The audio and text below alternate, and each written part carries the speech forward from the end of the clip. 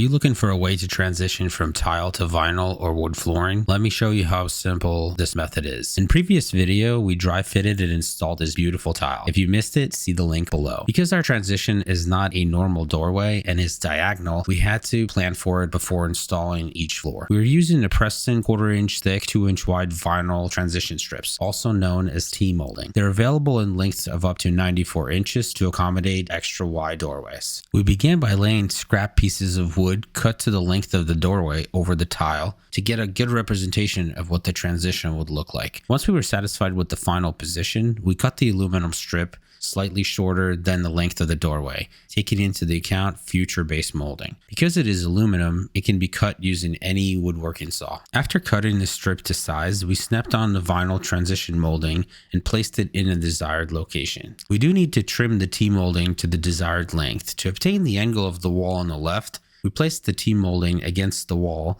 and then placed a scrap piece of wood on top along the wall and scribed the angle of the wall onto the T-molding. The T-molding was then removed from the channel strip and manually cut at the proper angle with the same wood saw. To get the other angle on the opposite side, we laid down the T-molding and measured the length of the opening. Next, we positioned the T-molding against the wall, flush with the first cut. We then used a U-channel to mark the angle on the other side of the T-molding, but any straight edge will suffice. Then we proceeded to cut the T-molding to the marked out angle. The angle was not perfect because the wall has its own slight angle, so we needed to trim off a little more to achieve the desired alignment. To avoid any major mistakes, we cut the length of the molding from wall to wall. After installing the transition strips, we will place the base molding on top and cut it to the final length. Next, we add the U-channel and double check that the strip fits as expected. Once the fit was confirmed, we marked the layout line on the tile and the floor, and then finished installing the rest of the tile. We intentionally left the last 2 tiles uninstalled to make it easier to cut them with the tile saw,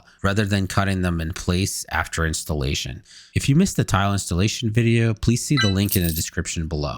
After the tile was completely installed, we returned the next day to remove any remaining mortar that would prevent the strip from being laid exactly where we want it to be. Next, we needed to come up with a creative way to level the U-channel with the tile and the flooring that would be installed shortly. To help with this, we placed a nut and a few washers underneath each track hole to raise it to the desired height. The advantage of using the nuts and the washers is that you can add or remove them if your floor is not perfectly level in the installation area. We used the number 8 2-inch star drive construction screws to secure the U-channel. The reason we chose them is to ensure that the strip is securely fastened to the plywood subfloor beneath the Gypcrete fireproof layer. With the final screw in place, it's time to install the T-molding and check the fit.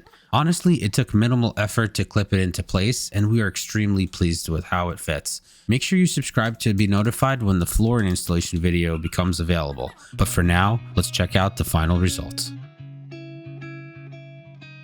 Remember, your support and engagement means the world to us. We appreciate every comment, like, and share as they help us grow and continue to provide this helpful content. If you want to see more of our renovation, here are the videos you should watch next. Take care of yourself, your family, and have a great day.